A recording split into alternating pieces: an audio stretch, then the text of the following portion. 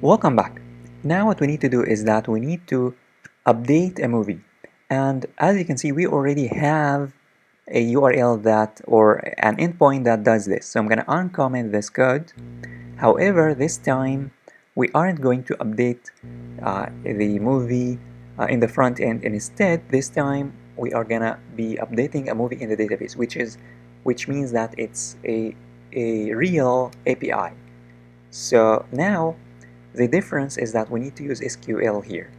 So the code is going to be the same except for getting the movie from the user and then inserting and then updating the movie that already exists in the database. So here what we need to do is that, as usual, the first step is that we need to access the database. So we need here we need to get the movie. We need to first to create our SQL. We need to say SQL and then the SQL command. So the SQL command that's used to update something, in our case it's a movie, is update, and then what do we want to update? We want to update movies, and then the values that we want to update. So I'm going to say update movies, set, what do we want to update? We want to update the title, and then is equal to, and then percentage %s, because we want to add a blank here, and then we also need to update, we need to say comma, and then we need to update the year. So I'm going to say year is equal to percentage %s, and then comma, and then story line, and then is equal to, and then percentage %s. And then what's important now is that we need to add a condition, because we need to update a single movie, a specific movie. So we have to say where ID is equal to percentage %s. We need another blank. Now what we want to do is that we want to get the movie from the user. So here we need to say val is equal to, and then tuple, and then movie,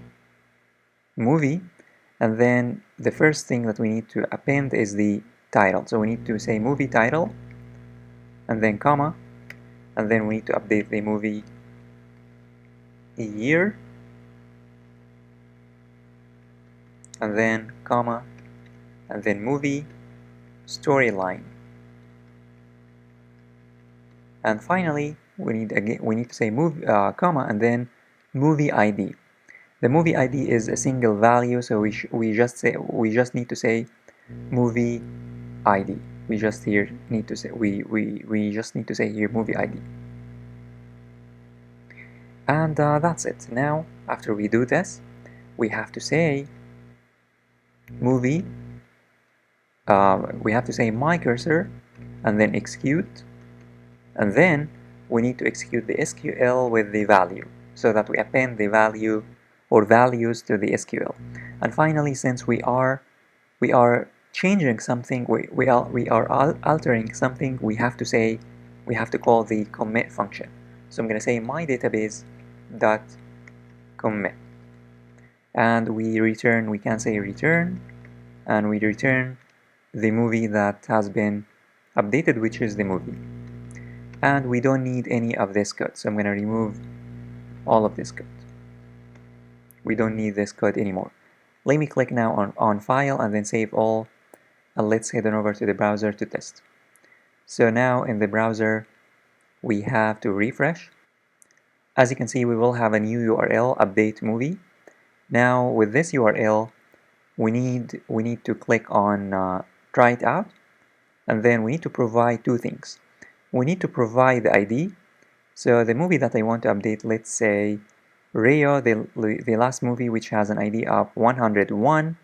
So I'm going to say here 101, and then we need to pass or insert the new data.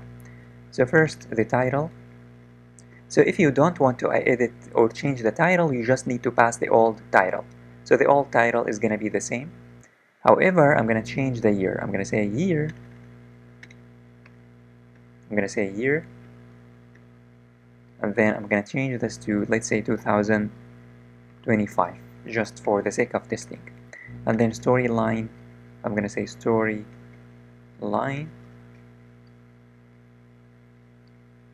awesome movie, just for the sake of testing again. Now if I click on execute, guess what? If I click on execute, it says here 200, and here the new data. Let's verify that the movie has been updated. Now in the database, let me refresh the movies table, and as you can see, the new data has been inserted, or the data has been updated, I should say. So here this movie now has a year of 2025. The storyline says here awesome movie. So it has been updated successfully.